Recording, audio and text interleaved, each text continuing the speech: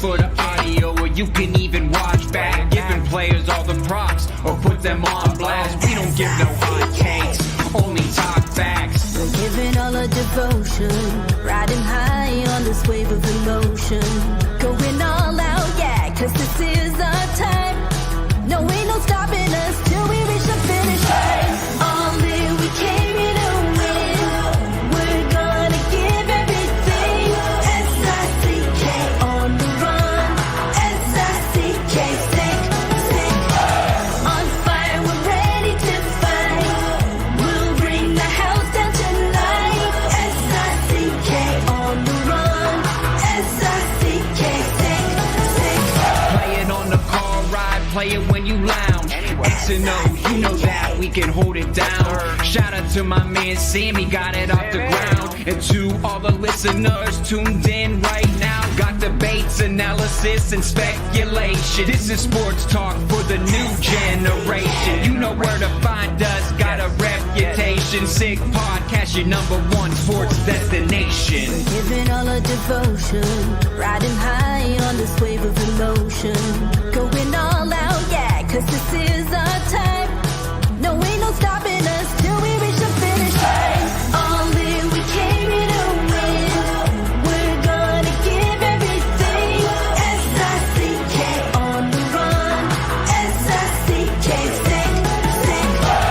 On fire, we're ready to fight.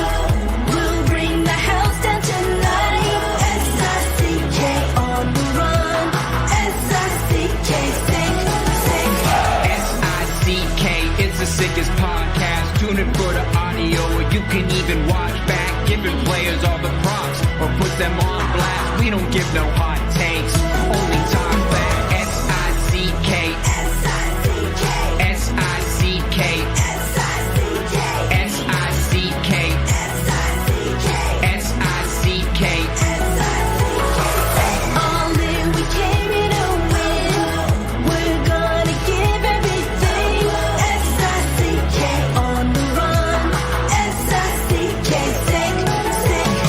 S-I-C-K is the sickest podcast. Tune in for the audio, or you can even watch back. Giving players all the props, or put them on blast. We don't give no hot takes, only talk facts. We're giving all our devotion, riding high on this wave of emotion. Going all out, yeah, cause this is our time. No, ain't no stopping us till we reach the finish line. All in, we came here to win. We're gonna give everything. S-I-C-K on the run. S-I-C-K, sick, sick. On fire, we're ready to fight. We'll bring the house down tonight. S-I-C-K on the run. S-I-C-K, sick, sick. Play it on the car ride, play it when you lounge. X and O, you know that we can hold it down. Shout out to my man Sammy, got it off the ground. And to all the listeners tuned in right now, got debates, analysis, and speculation. This is sports talk for the new generation. You know where to find us, got a reputation. Sick podcast, your #1 sports destination. Giving all our devotion, riding high on this wave of emotion. Going all out, yeah, cause this is our time.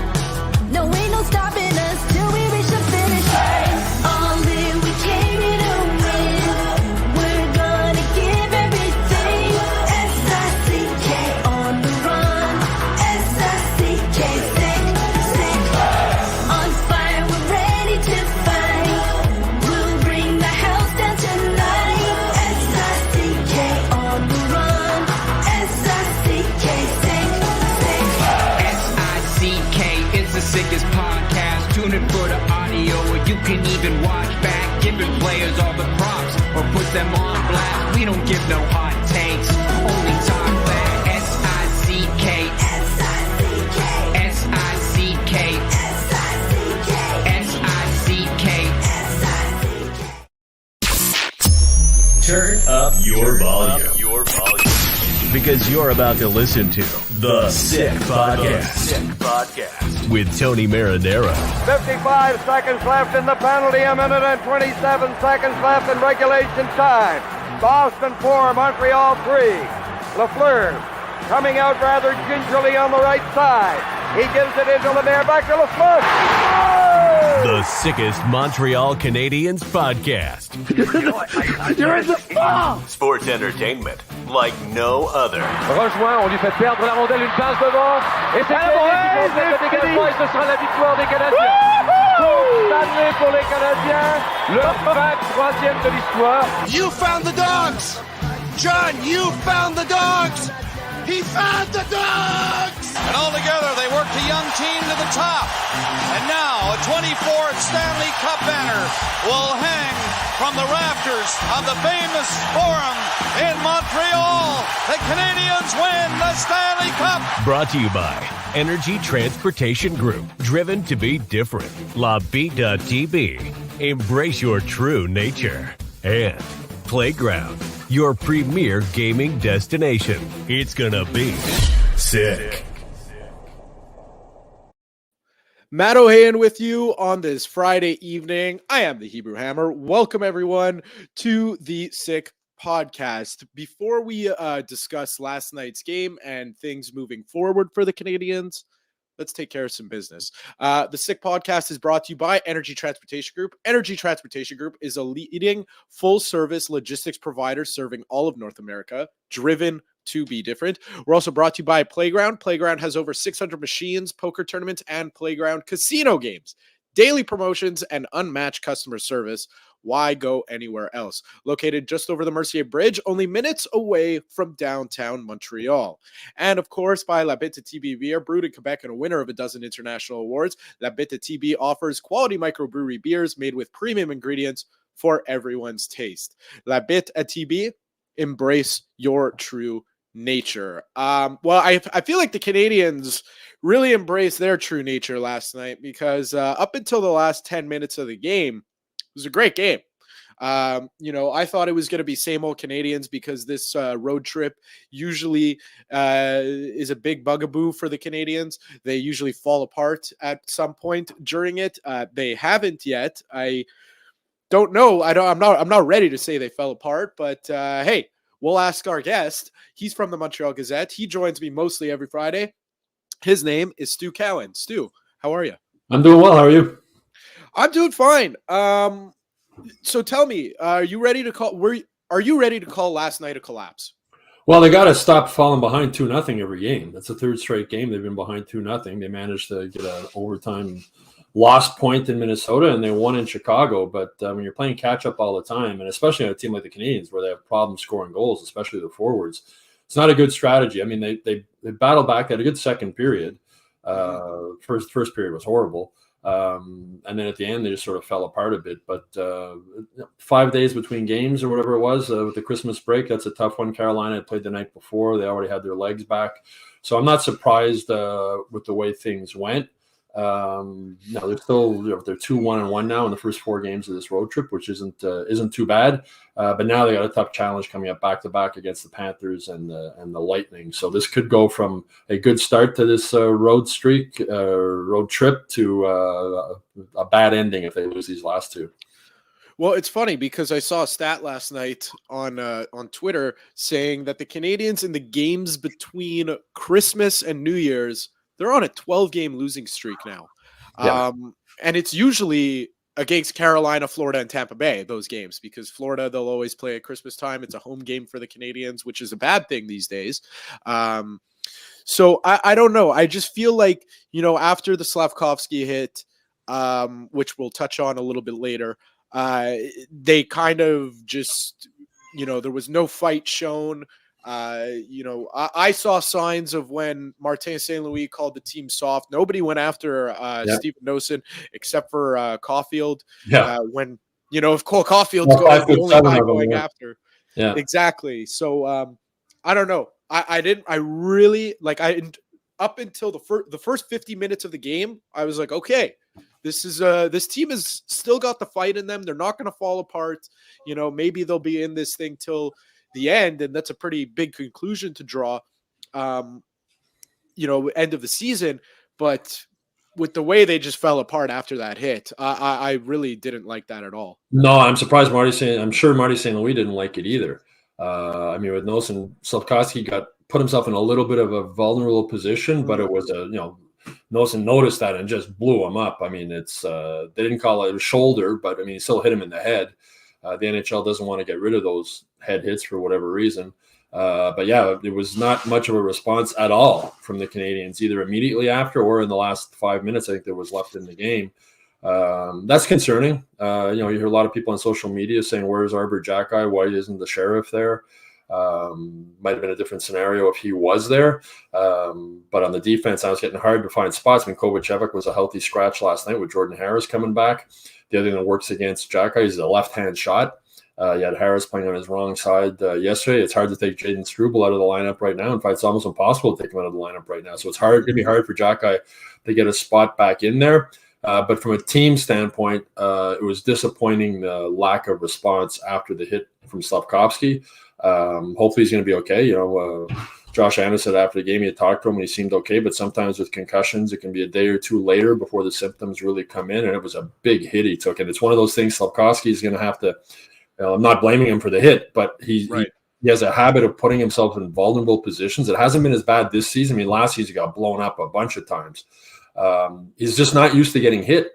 I spoke with him about this. He's so big that when he was a kid, nobody was going to run him, right? He was like a man against boys. They were probably terrified of him. But in the NHL, and especially when you're a number one overall pick, you got a bit bigger of a target on your back. And when Nosen saw him with his head down, and he just blew him up. I mean, he was about 5 feet away when he saw him, and Slafkovsky never saw him coming, which isn't good. Like you got to be aware. And hopefully for Slafkovsky is fine, but it's just another learning process that he's going through. And Justin Barron's a similar thing. He's put himself in some vulnerable positions this year also, and luckily wasn't hurt. But it's again the lack of response was a concern. Whether it was someone dropping the gloves or somebody throwing a big hit on a Carolina player, but that's not good when. And you say they sort of folded after that. The game was basically over after that happened. Well, that's so. I'm we've had discussions on this network before about fighting, and generally speaking, I think my stance is pretty clear. I mean, I think it has its place in the game, but very, very really pick the spot. Mm-hmm. Like it's really specific where that spot is. And last night is one of those spots. Like, okay, the ref's not going to do anything. I'm gonna step in. It's time for someone to take the charge and police the game, because you don't do that to my guy, and it doesn't go unpunished. So last night, that was a spot to have a good old fashioned hockey fight. But man, even if it's not a fight, just a big hit. But that's it. Just go send a message, not injure someone, because but just throw a big body check. Just throw a big solid body check on somebody else. But that's it, because I'm sure Nosen's intention wasn't to injure Slafkovsky. He just saw him with his head down and decided I'm going to blow him up. His intention wasn't to injure him, but it was definitely to blow him up. I mean, as I said, he was good 4 or 5 feet away when you could see him cruising in. He stopped skating, so it wasn't charging. He was gliding in, but he had the shoulder. I mean, to his credit, he had the shoulder down. There wasn't an elbow to the head. It was shoulder down. And he drove right through him, and it was a big hit. And especially you realize how big it was with how big Slafkovsky is to go down as hard as he did. But again, we've seen that over the last couple of seasons a few times with Slafkovsky, often in the corner or behind the net in the offensive zone, not expecting to get hit. And in the NHL, you got to expect to get hit. You got to be ready to get hit. And you look at a guy like Brendan Gallagher, even Cole Caufield, how good Cole Caufield is at protecting himself from big hits and sort of spinning off them. I think back to the days when Peter Svoboda was with the Canadiens and playing defense. He was like 165, 6'2", and like 165 pounds. And the NHL was a much more violent league back then. But he'd take 100 penalty minutes every year, and they were all just high sticking and cross-checking from protecting himself.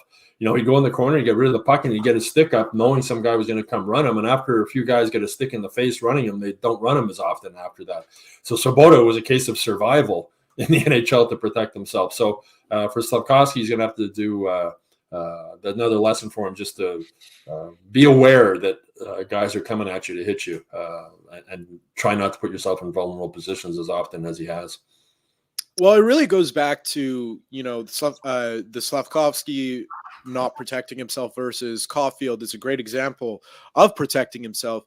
It really goes back to what Marc Bergevin said about the concern of Cole Caufield when he drafted him.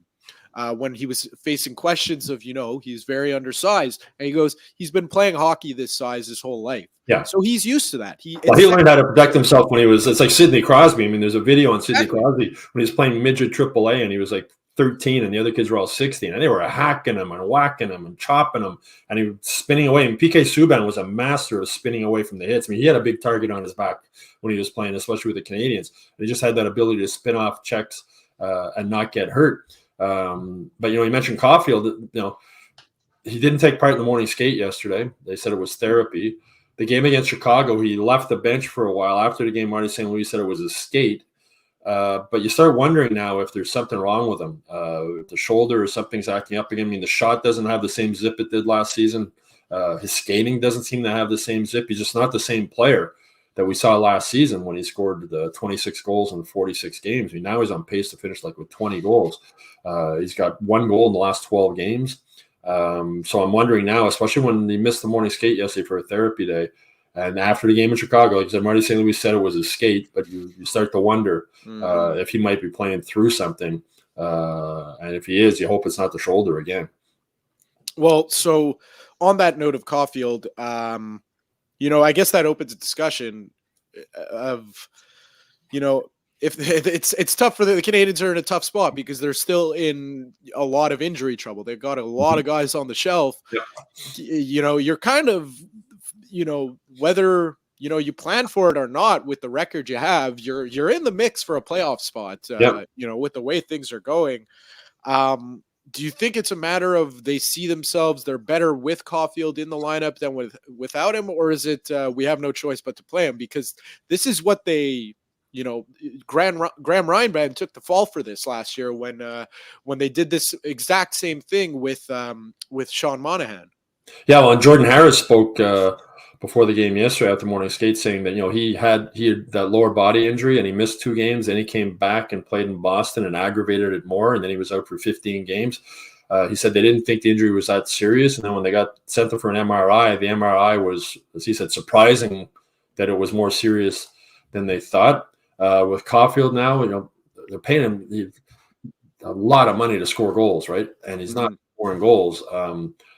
I'm sure if they thought it was serious, they would be keeping him out. I mean, every player by this time in the season is playing with something, right? You got some kind of a knock on you. But the Canadians are 4 points out after Carolina. They're 4 points out of a wild card spot, which is quite remarkable because I was looking this morning. You go down the list of forwards. Caufield's got 8 goals. Anderson had 6, 5 in the last 5 games. He started scoring. Gallagher has 5 goals, none in the last 20 games. You got 20 games without a goal. Slafkovsky's only got 4 goals. Armia's got 4 goals. Dvorak has 3 goals. Evans has 2 goals. Pizzetta has 1 goal. It's amazing they're only 4 points out of a wildcard spot with so many forwards who really aren't contributing much at all when it comes to scoring goals. Well, it's like we said, what were they last week or 2 weeks ago when you threw the stat at me, like second in the league in defense scoring or first in the league? Yeah, they're second now, I think, behind Colorado. Yeah, so, I mean, you want to take a positive from last night. Mike Matheson, man, I mean, seems like he just does this, excuse me, about once a game, but it goes in every so often where he'll just, he'll be down low and just work around the net, break a couple guys' ankles, and then put one in the back of the net. It's crazy what this guy could do. And that was a huge goal. I mean, they were totally outplayed in that first period. I think the shots were 15-7. And that goal tied it up 2-2, right? They went into the locker room 2-2. And then second period, Carolina scores again quick. It was 1 minute and 29 seconds or whatever into the game and coming back. But, Canes, they've shown since Marty St. Louis took over as head coach, they don't give up. As we mentioned, they looked like they sort of gave up after that big hit to Slafkovsky last night. But 3 games in a row down 2-0. They got to get off to better starts. I mean, last night it's not that surprising, as I said, after the long Christmas break, and I'm sure they were eating turkey and doing everything else, and also the travel. A lot of these guys, some of them didn't come back to Montreal. Some go home, wherever home might be. I spoke with Cole Caufield before the break, and he said he might just stay in Chicago. I know his parents were at the game in Chicago. And then, you're either flying back to Montreal and then flying to Carolina, or flying wherever home is and then flying. You haven't really been on skates for 3 days, which is rare, 3 or 4 days, which is rare in the NHL apart from the bye week. So I wasn't surprised the slow start last night, but the slow starts really are a concern for this team. It's great that they're able to fight back, but it would be better if they weren't down 2-0 every game. And they've shown that they're 8-0 this season when they have a lead going into the third period. So they've shown they can protect the lead. So they just need to get off the better starts coming out of the gate. For me, last night, bit of a missed opportunity, because we were talking last week that, it's very rare the Canadians could use this break. They were just had an impressive win in Chicago, where they really handled the Chicago Blackhawks, when they could have folded again, like we said, down 2-0. And, they got a very rare break to, get their minds and bodies a little bit, give them a little bit of rest. And like you said, Carolina played the night before. They played, so they were. Nashville too was a road game, yeah. They may have had their legs under them, but they were tired. They had to travel back, and kind of a missed opportunity in my eyes, because we were saying that the rest would do the Canadians some good, and they're a good team, Carolina, but they're not as good as everyone expected them to be. But you're right, Carolina had a shorter break. I mean, they would have either flown back to Carolina, then flown to Nashville, and then flown back home. Again, but I mean, they had their legs under them. At least they played one game, had their legs under them a bit, where the Canadians didn't. But again, it was down to that, as you said, that Matheson goal was huge. Get them back in the game. But again, the second period they came out slow again. So it's something that's a concern for this team moving forward. So. We don't have the answers to that. Thankfully, even if I was paid to have the answers for it, I don't think I would. So, it's tough on Martin St. Louis for trying to figure that one out. But you mentioned him.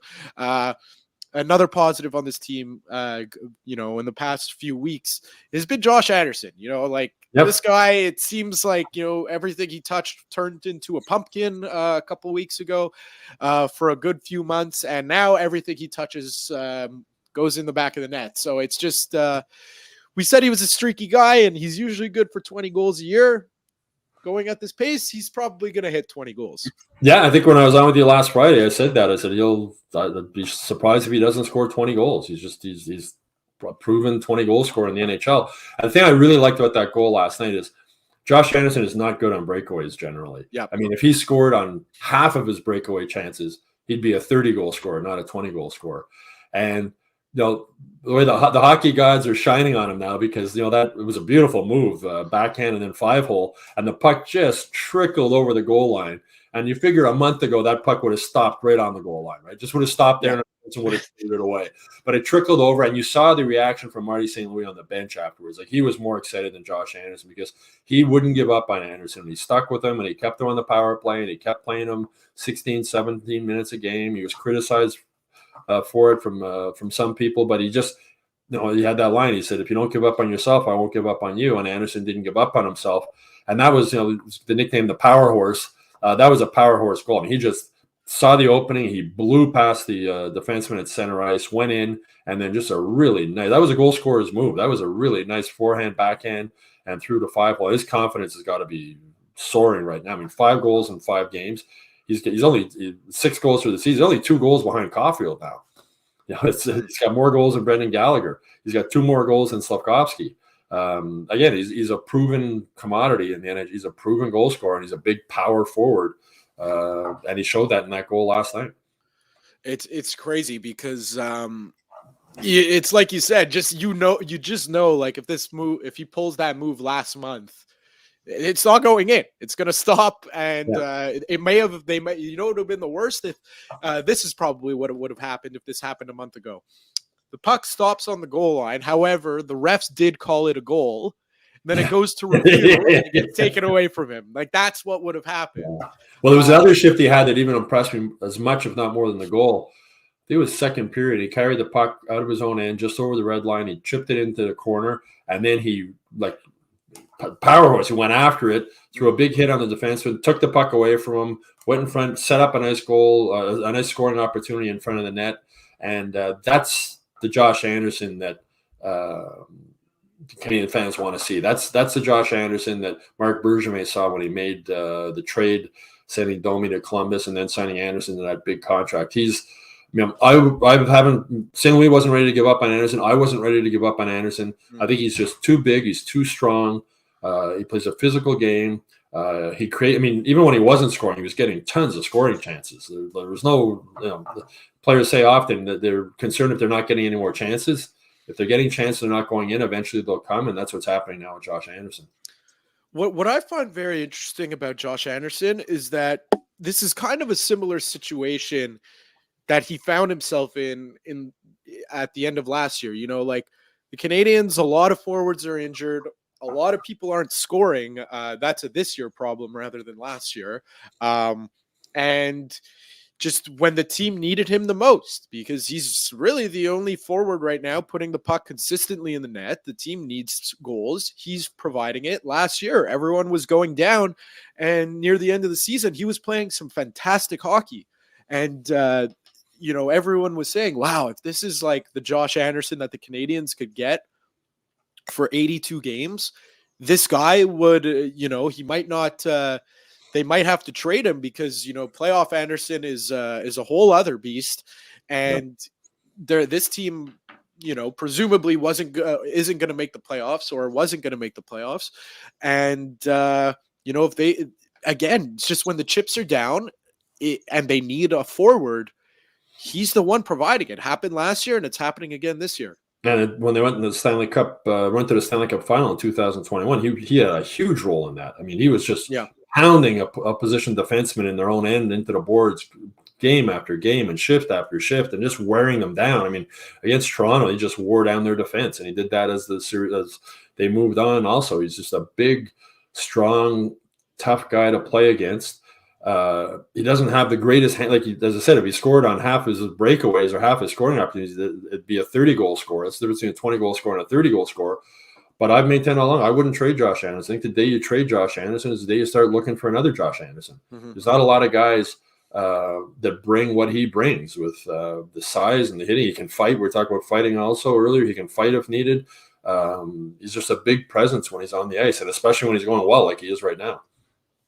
Yeah, it's really he's one of, when he's going like he's going, he's really one of my favorite players to watch to play, because not even on the Canadians, it's just in general, because I love watching, like something that was like amazing to watch for me was Kirby Dach in the first 2 games of the season. You couldn't knock the puck off of him no matter what you tried. Yoel Armia in the Stanley Cup playoff run. That guy, it's like puck's on his stick, it's staying there. I don't know what he did. It's just when players go like this, big guys, power forwards like this, that's really, really impressive to me. And it's quite amazing to be watching what Josh Anderson is doing right now. Well, he knows how to use his size to his advantage. And I think Slafkovsky can learn a lot from watching him. Slafkovsky's even bigger than Anderson, just how to use that size. Like Anderson finishes most of the checks he has a chance to finish. Slafkovsky, a lot of times he'll go in with sort of one-hand poke check rather than finishing his check. So by watching Anderson, I think Slafkovsky can learn a lot about how to use his size. He's even bigger and stronger than Anderson, but he's only 19. I'm sure when Josh Anderson was 19, he wasn't fully aware of how to use his size and strength also. So it'll come. I mean, we've seen quite good progress from Slafkovsky over the last month as far as using his size more to his advantage, especially in front of the net. Last 2 goals he scored were both him standing in front of the net. So it'll come. I mean, but again, if I was, and I imagine they are, if I was part of the Canadians coaching staff, I'd be showing Slafkovsky videos of Anderson, that shift that I mentioned, the carrying the puck from your own end, getting over the red line, dumping it in, then a hard forecheck, a big hit, get the puck back. Slafkovsky can do that. He's got the skills and the tools to do that. And I think it'll come for him eventually. You know what I hope? I really hope that hit, because he was even having a good game up until that point, till he got knocked out of the game. I really hope that hit doesn't shatter the confidence that Uri Slafkovsky built over the past month. And it's just because those things can happen, you know, when a big hit like that happens, because it's such a shame. Like every time for Canadians fans, whenever a player starts to show their promise, be it Kirby Dach, Alex Newhook, and now Uri Slafkovsky, they just get bang stopped in their tracks. You know, so I just really hope that doesn't, you know, hinder the confidence of a guy that you said it's like part of his personality to be. Yeah, I don't think it will. He's a confident kid. Slafkovsky's a really likable kid. Like he's funny. His teammates love him. He's fun to be around. Marty said he's a sponge when it comes to learning and listening to what guys want to do. Adam Nicholas spends a lot of time with him. I'm sure Adam Nicholas might be showing him videos of that hit last night and showing him. Again, I'm not blaming like how to avoid that happening again, how to avoid putting yourself in that position again. But confidence, I don't think, is a problem for Slafkovsky. He's a confident kid. And I go back, I remember the day before the draft when they had all the top prospects in old Montreal, and I said to Slafkovsky, why should the Canadians draft you? And he said, because I can score goals with Nick Suzuki and Cole Caufield. And that's a confident kid. And now we're seeing he's in that position. And I'm good for Marty St. Louis that he's left them there now. It's like about 10 games in that position. So he's not like worried, okay, maybe I'm going to get put down to the third line or second line. Maybe I'm going to get taken off of the power play. They put him there and they're leaving him there. And they're letting him live and learn and learn from what's going on. I mean, and Caufield, as I mentioned, Caufield hasn't been scoring, but he had a 4-game point streak before last night with assists, and he's got 16 assists this season in 34 games. Last year he had 10 assists in 46 games. So he's getting more assists, but that's not what they're paying him big money for. They're paying him big money to score goals. So that line, if Caufield can start scoring, that'll help Suzuki and Slafkovsky on that line. There's so much talent on that line, and they seem like a really good fit, the three of them, with the two-way center, the smart playmaker in Suzuki, the goal scorer, which should be a good goal scorer in Caufield, and then the big power forward like Josh Anderson and Slafkovsky, who can do win puck battles on the boards and go hard to the net and score on rebounds of shots from Caufield and all that kind of stuff. So I'm happy to see Marty St. Louis leave those three guys together and let them build something. They're going to have good games, going to have bad games, but just leave them together. Speaking of offensive talent, I really couldn't help but wonder after the game. I don't know if Kent Hughes was at the game. I don't know if Jeff Gorton was at the game, but they were certainly watching the game. I couldn't help but wonder, they had the chance, they had a top 5 pick, last year. And I hate to bring this conversation up again, but it's really every time the Canadians struggle for goals, it comes up because they had a chance to build, like, at least if they wouldn't have had an impact this year, in the future, the problem would be solved. Is that they watched a second overall pick get a hat trick last night. They watched Sebastian Aho post 4 assists. These are elite offensive talents, and the Canadians are starved for that. And it's just, you think that they're watching that, kicking themselves, saying, man, maybe we should have pivoted to offense, because they got defense coming out the wazoo. Yeah, well, on the other side of that, I mean, the Spirit Kotkaniemi held off the score sheet again last night. He's got 1 goal, no assists in his last 15 games. But, David Reinbacher shot left. If he was a left-handed defenseman, I don't think the Canadians would have drafted him. I think they would have taken Brian Leonard or a goal scorer. I think talk about the Jack trying to get in the lineup. Last night you had Jordan Harris playing on his offside. They don't have that stud right-hand defenseman, and I think that's a big reason why they took Ryan back. I mean, David Savard shoots right. Kovacevic shoots right. He was a healthy scratch last night. Barron shoots right. That's the reason why he stays in the lineup. Logan Mayhew's another right-hand shot coming up. But again, I think with Reinbacher, if he was a left shot defenseman, I think the Canadians probably would have gone with the forward. I think they just figured right hand, for whatever reason, right shot defensemen are hard to find. And I think that's why they made the pick. But again, if it was me, Ryan Leonard's a guy I really liked. And you watch him in the World Juniors. He's a big, strong guy. Can score goals. Another power forward. I mentioned Josh Anderson. If you're going to trade Josh Anderson, you're going to be looking for another Josh Anderson right away. If they had Leonard, you'd have another one, right? And then maybe you do trade Josh Anderson and see what you can get for him. So it's the fact that Ryan Backer shoots right. I understand how that factored into the Canadians' thinking. But again, the biggest problem for this team forever has been they don't have any forwards who can score. I mean, Nick Suzuki is leading the Canadians in scoring. He's 52nd in the NHL. They haven't had a point per game player since Alex Kovalev. They haven't had a guy in the top 10 since Matson Haslund in 1986. It's been a long, ongoing problem where they don't have guys who can score. And now Cole Caufield's struggling to score, so that doesn't help. But with Ryan Backer, I mean, with any draft, time will tell. 5 years down the road, Ryan Backer might be the right D playing 26 minutes a game, and we're all raving about what a great pick it was. But I get on a team that struggles to score goals, when you get a pick that high, meaning you should be able to get an elite offensive player, that's the route I would have taken. You mentioned the World Juniors, so I want to mention him. There's two guys, first of all, that are at the World Juniors one that I was making a concerted effort to watch. The other one is he just keeps finding his way onto the score sheet that is making me pay attention because, always whenever the Canadians, I don't get as excited about prospects as some people do, as some Canadians fans do, because I learned something very early on in my media career, which is a prospect stock is never as high, unless he's a first round pick, as the day he was drafted. A second, third, fourth round pick, your stock is never as high most of the time until from the day you were drafted. But you want to talk first round picks, a late one at that. Philip Meshar now has 6 assists in 3 games. I mean, he just keeps finding his way onto the score sheet.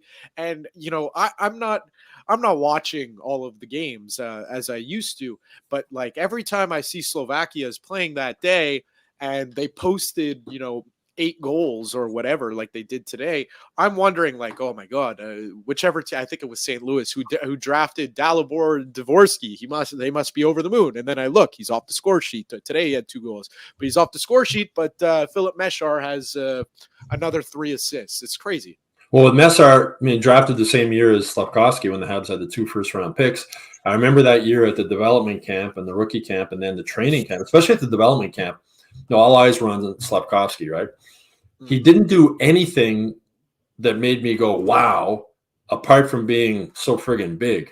But Meshar made me go, wow, 5, 6, 7 times. He's just, with the skill level he had and the way he was handling the puck and taking bad passes off his skates, and just the vision. I was watching going, man, this kid is really good. And he impressed me more than Slafkovsky did at that camp. He's had a bit of a rough ride since then. He had a big adjustment coming over like Slafkovsky did, but playing junior hockey in the Ontario League after having played pro hockey with men the season before was a big adjustment, getting used to the smaller rink.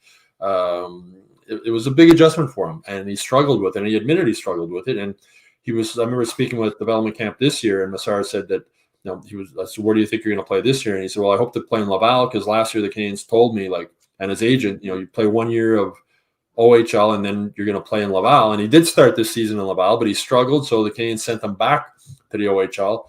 And now we're seeing at this World Junior, his confidence is growing and growing. He's getting more accustomed. I think it's a good experience. He's with the guys he grew up with and played with as a kid, I'm sure, on this team.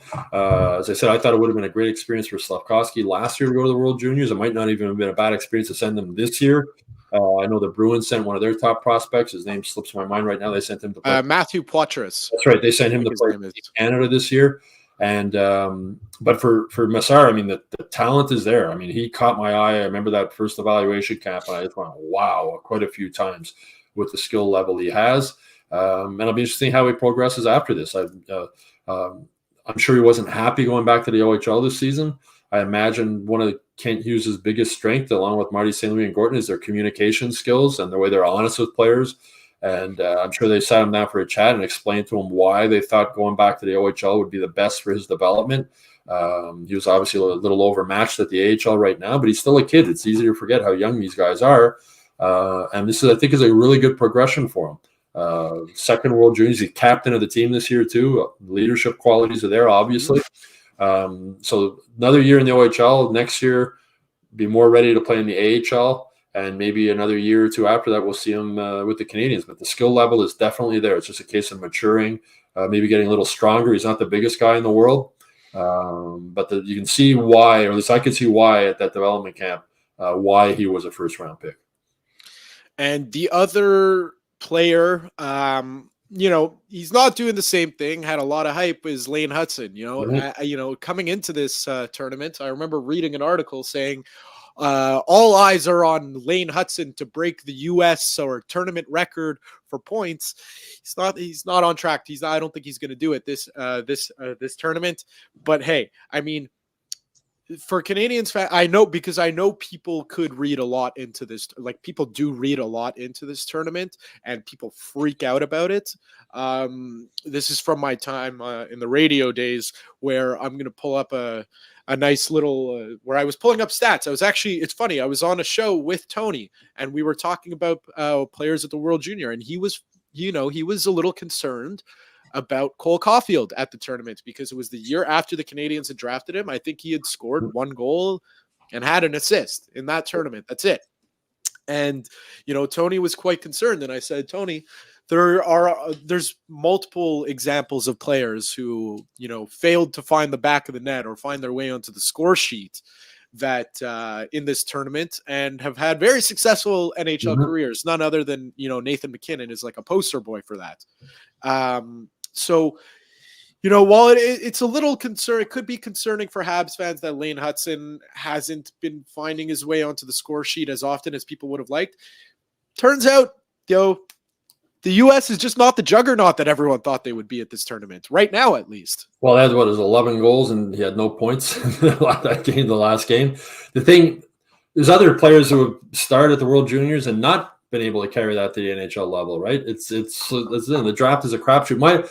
My biggest concern with Lane Hutson, and it doesn't matter what he does or doesn't do at the World Juniors, was when we saw him at the development camp this year, and he came out to be interviewed, and he was just wearing shorts and a T-shirt, and I couldn't believe how skinny he was. Like, his skinniest legs I think I've ever seen in a hockey player. And that could be a big issue in the NHL level, where you don't necessarily need to be tall, but you got to be strong. Cole Caufield's bulked up a lot since he was drafted by the Canadiens. He's solid now. For Hutson, and we always talk about Jaden Struble and how big he is and how strong he is and how effective he's been with the Canadiens. He was telling me at the development camp this year, when I asked him the biggest adjustment from going NCAA to the AHL, he said was how strong players are in the AHL. And Struble, a big dude. Struble was saying, in the NCAA, I'd shove guys on the boards and they'd usually hit the boards or they'd fall. And he says, the AHL, I'm shoving guys and they're not budging. And he says, I realize just how strong these guys are. Now, that goes up another level when you get to the NHL. So Lane Hutson, for all the incredible offensive talent he has and the skill he has, on social media, you hear Canadians fans like, it's a given this guy's going to come to the NHL and be an offensive superstar. And he might do that. But my biggest concern for him right now is he's got to get stronger. He's got to admit, we haven't seen him for a few months. Maybe he did over the summer. And I know he's in a perfect situation to put on weight and muscle playing NCAA, where they don't play as many games and you're in the gym a lot and you eat well and you sleep well. But that, personally for me, that was my biggest concern after seeing him is he going to be strong enough to do what he can do offensively in the NHL, where guys are bigger and stronger and they hit harder and they hold you off harder. And even with Caufield, Marty St. Louis keeps talking about how he wants his forwards to get more on the inside. And you see Caufield trying to do that, but it's hard when you're his size. It's hard to get through those big, solid defensemen, especially when you play big teams like Vegas or teams like that where all their defensemen are monsters. So for Lane Hutson, that's my biggest concern. Like I said, what he does or doesn't do with this World Juniors doesn't really concern me. We've seen the offensive ability he has playing in NCAA. He's a highlight reel guy almost every game. This tournament's still early. He might light it up the rest of the tournament. We'll see. but he definitely needs to add some strength, especially in his lower body. Modern day hockey player, most of their strength now is from their butt down, to be able to win puck battles, be able to spin off checks and do all that kind of stuff. I just looked up his stature while you were talking, and man, on Hockey DB, I just got really concerned. Like, I looked it up and it said, 5'10" is fine. Not 5'10". Yeah. To me, I think like there's not much of a difference if you're 5'10" versus 6 feet. Like, people freak out that players are small at 5'10", but if they're 6 feet, they won't say anything. It's 2 inches. I'm not concerned. However, where I was concerned was the 148. When I'm not ripped, but I'm not a hockey player, but I got 25 pounds on the kid. So I was like, no, this can't be. I went to the Boston University website to see what they have him listed at, and they have him at 162. And I'm like, man, still, I got 15 pounds on this kid. Like, he's got to do something. It's skinniest legs I've seen. I remember when Thomas Tatar joined the Canadiens, and with first training camp, we went to interview him when he was sitting that stage there where Marty St. Louis does his news conferences in Brossard. He was sitting on it. He was wearing shorts, and the muscles on his legs. I went in and I went, oh my God. And he's not a big guy, but like, it was freakish, the muscles on his legs. Marty St. Louis is the same way, right? It's that lower body strength. And in the same way, I was surprised when I saw Hutson. I just saw how skinny his legs were. I was like, man, this kid's going to have to get a lot stronger in his lower body if he's going to be able to compete and do what he does at the NHL level. But, the Hughes brothers aren't that big either. I haven't seen them in shorts off the ice. I don't know how big their legs are. But for Hutson, again, that's my biggest concern. It should be a rule of thumb for Canadians, or not even Canadians, just, see here, Quinn Hughes is 5'10", 180. Yeah. But it's, it should be a rule of thumb. That's a solid 5'10", 180 is a solid guy. It's like Suzuki's, I don't know if they list him at 6 foot or 5'11", but he's like 202 pounds. He's a solid kid, solid guy. So should be a rule of thumb that if you don't need custom pants, suit pants in the NHL, and you're trying to make the NHL, go hit the gym. I don't think you're ready.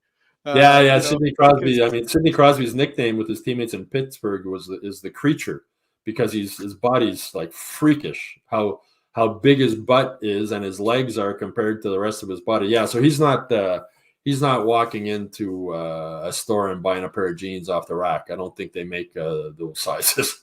Yeah, he's got to know a guy. He's got to know exactly. A guy. And right now, Lane Hutson at 5'10", 162. He doesn't have to know a guy. So he can walk right into Moore's or wherever he's going to get his suits and just, take one off the rack. Mm-hmm. I don't know. If you don't need custom sizing, you're not ready physically to be in the NHL. That's a new theory I'm gonna run with. So we've made it 43 minutes without talking about it. We're gonna do it though. 3 goalie system. Another game for Caden Primo last night. Kind of a forgetful performance, but not necessarily one that was. It's not forgetful because it was bad. A couple of goals he let in. I'm sure he would have liked to have Svechnikov's second goal back, but the first one, minute whatever it was, he can't really do much on that. It's just they said the insiders on TSN and on The Athletic, they all say that it's going to pick up in 2024, the goaltender market.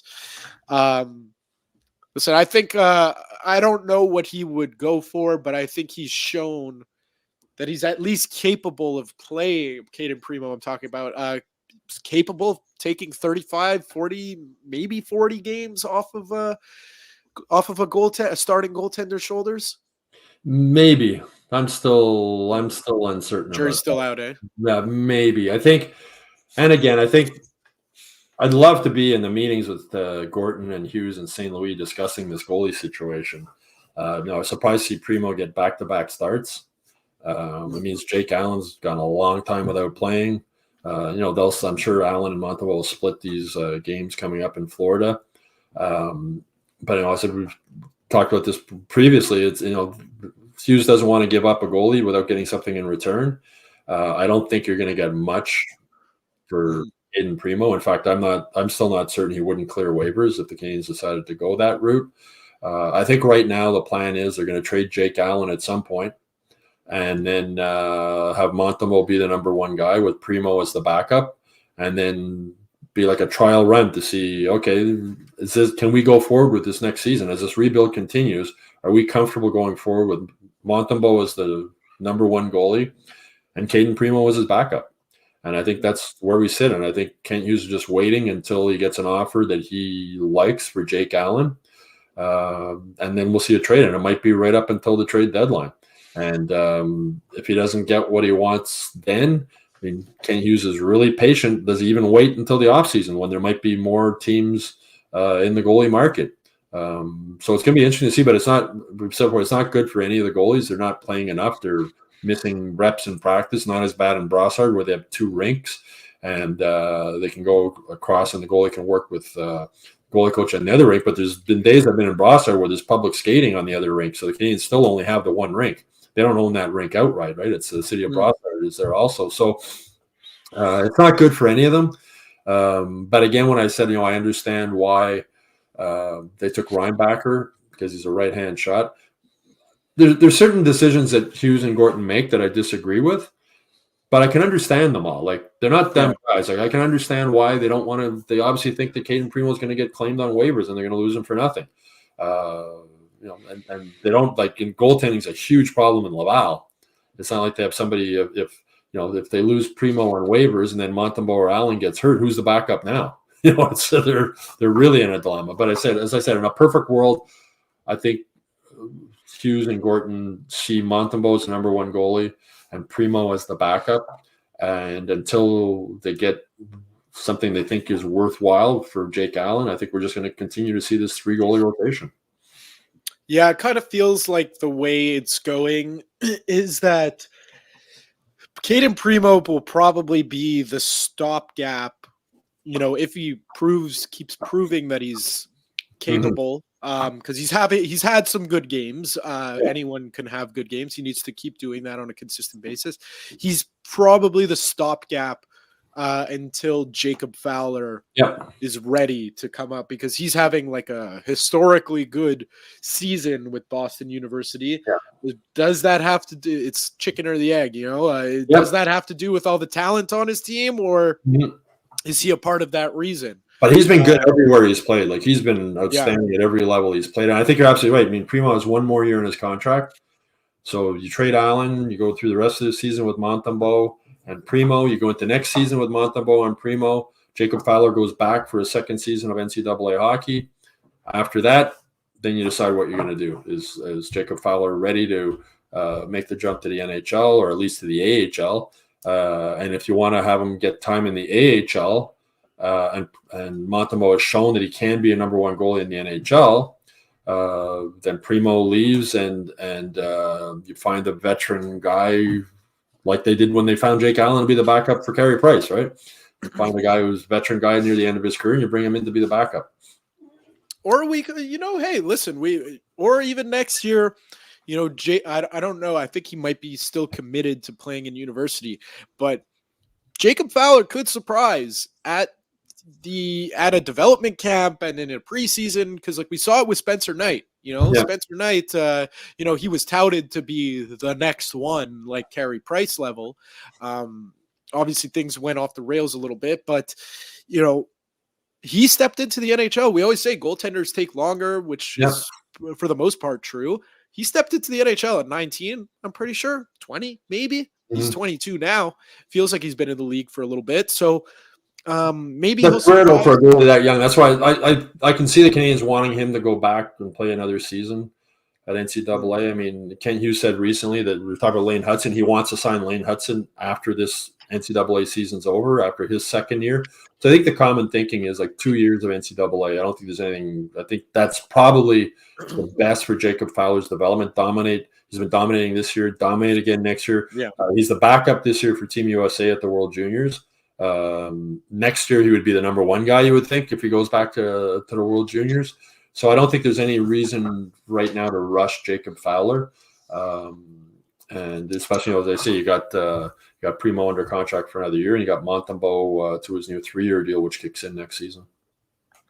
So let's talk New Year's resolutions for just to close this last show of 2023 out. What do you think Martin St. Louis' New Year's resolution would be? Get better starts, as we were talking before. Quit playing catch-up hockey. It's hard to play catch-up hockey in the NHL. I think that's something you would be get better starts from his players and get more goals from Cole Caufield. Yeah. Let's talk. Okay, so and let's remember St. Louis can't really control Caufield's scoring, but as a coach, I think he can have an impact or control over them getting off the better starts. Right. And I agree there. And you know what? That's the thing about New Year's resolutions is a lot of people make them and then don't stick to them. That's why I'm absolutely dreading stepping into the gym on January. Yeah. You know, it's like, you know, I think it's like for the veterans of the gym, or like people that go to the gym consistently, it's like, just take that week off, you know? Yeah. So I'm dreading going into the gym on January 2nd, but you know, maybe a week passes. Not a lot of people stick to that. Oh, they just watch them drop off, right? Exactly. So that one is realistic. What's a realistic New Year's resolution? We talked about it before for Uri Slafkovsky. Use your size more. That's, I think, what we're talking about. Just use that size, and if he does that, the goals are going to come. I mean, as I said, the last 2 goals, one went up his leg, I think, staying in front of the net. The other one, he whacked in a rebound. That's use your size and and be more aware of guys coming at you. As I said, that was Nosen had a long run at him, and Slafkovsky never saw him coming. You know, it's that's the thing that we were talking about earlier. Is like for a guy like Cole Caufield, he's been playing small his whole life. Playing big, Uri Slafkovsky's whole life, you know, through younger ranks. That's it's we're kind of seeing the detriments, because, well, not really a detriment, but you know, the downsides of that, because like you said, no one's probably taking a run at him when he's playing when he's young, so he didn't really have to worry about keeping his head up or whatever. I think it was Mike Johnson recently. I heard he had a great line. He said Slafkovsky's a child trapped in a man's body. And in ways, it's true. And he was a man playing against kids when he was playing youth hockey. You know, you're 5'10" and 100, or like you're Lane Hutson, you're 5'10" and 140 pounds, and you see a 6'3", 230-pound guy. You're going to go run him? Probably not. Yeah, exactly. It's like it'd be like a cartoon of I'm like picturing, I forget what it would be, of just like a guy running into mosquito hitting the windshield, you know, right? It's like exactly. It's just like you stop in your tracks, you know. Yeah. It's that's the thing with Slafkovsky. He never. I was speaking with him about this recently after a practice, and I said to him, "You know, are you starting to realize now how strong you are?" And he laughed, and he said, "Yeah, like he's never really had to worry about being hit." And he probably didn't hit that much either. He would have killed somebody. Imagine playing midget or peewee hockey or whatever. It's, but again, he'll learn. He's a smart kid. He'll pick it up. So last New Year's resolution would be for, we haven't talked about him too much this episode, Nick Suzuki. Finish the season with 82 points. As I mentioned earlier, the Kings haven't had a point per game player since Alex Kovalev in the mid-90s. I think that's a reasonable – we were talking about, you know, people joining the gyms and then quitting. I think a reasonable New Year's resolution for – I don't think Nick Suzuki's ever going to be a top 10 NHL scorer, 100-point guy. But if he can be a point-per-game player, play solid two ways. I mean, this season he's winning 55% of his faceoffs. He's never won more than 50% in any so he's improving there. There's a couple of plays last night I watched where one was on a power play when Matheson sort of coughed up the puck, and all of a sudden Suzuki's swept into the rescue and took the puck away. You see him make so many good defensive plays. He's a defenseman's best friend. You see him guys get caught behind the net or in the corner in their own end, and Suzuki comes in and helps them out. He's got the offensive vision. He can score. He's leading the team in goals, assists, and points right now. So I think a realistic goal for him, if he can become a point per game player along with everything else he does, as well as being the captain, that would be a nice way for him to finish this season. So, it's funny because at the, if you ask this question, say a month and a half ago, a lot of people would say that's an unrealistic goal with the way it was going for Nick Suzuki. If you remember at the beginning of the season, struggling hard, and people were really wondering, like, oh man, did the Canadiens make the right choice? People, as the way things go, when people start to panic about these things, quietly, I would say, really turned it around. Like, not a lot of people are talking about his, I don't want to call it a resurgence, because that's for someone who really fell off a cliff. But I find a lot of the talk is Cole Caufield's not scoring. Juraj Slafkovsky is playing well. Mike Matheson is playing amazing. David Savard is very important to the team. 3 goalie system. No one was really shining a spotlight on Nick Suzuki and how well he's been playing, for the past couple weeks. Well, if or when Caufield starts scoring, Suzuki's assist numbers are obviously going to go up. Oh, yeah. So, as I said last week, about Josh Anderson, I'd be very surprised if he doesn't score 20 goals this season. I'd still be even more surprised now since he's got 6. And this season, I'd be surprised if Suzuki doesn't hit 82 points. I just think that eventually Caufield's going to start scoring, whether he's, I don't think he's going to score 30 goals. Right now he's on pace to get 20. But if he finishes the season even with 25 goals, more assists for Suzuki, if Slafkovsky continues to go to the net, like I was mentioning earlier, and uses size more, he's going to score more goals, which will be more assists also for Suzuki. So I think it's reasonable. I'd actually be surprised this season if Suzuki doesn't reach the 82 point mark. So, hey, we'll see tomorrow night. Another big test for the Canadiens. Forget the road trip and the New Year's road trip, but this is a big test for the Canadiens because, again, whether they plan for it or not, they are in the playoff mix. 4 points out. They're playing against the second best team in their division, record-wise, a team that went to the Stanley Cup Finals last year. Just if you want to set the bar, it's just play a full 60 minutes. Yeah, well, they got the Panthers, you got the Lightning, and then you got Dallas next Tuesday. Right, 3 tough games. If they lose all 3, they're basically going to be out of. Yeah, there's so many teams. It's not only how many points you're out of the wild card spot; it's how many teams are ahead of you in that race. So, if they go 0-3 the rest of this road trip, they're basically out of it. They might be only 7 or 8 points back, but I'm sure there'll be other teams that'll move ahead of them. It'll make it even tougher. Buffalo and Ottawa also, you figure at some point they're going to get going a little better.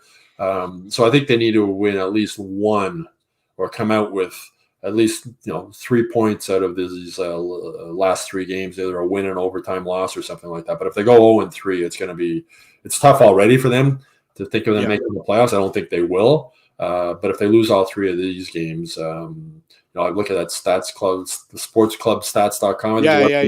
They have the percentages, and they were like 11% before the game in Carolina. I think they were like 5.8% afterwards. So if they lose 3 more games, they're going to be down to 1 or 2% chance of making the playoffs. We'll see. We'll see what they're able to manage.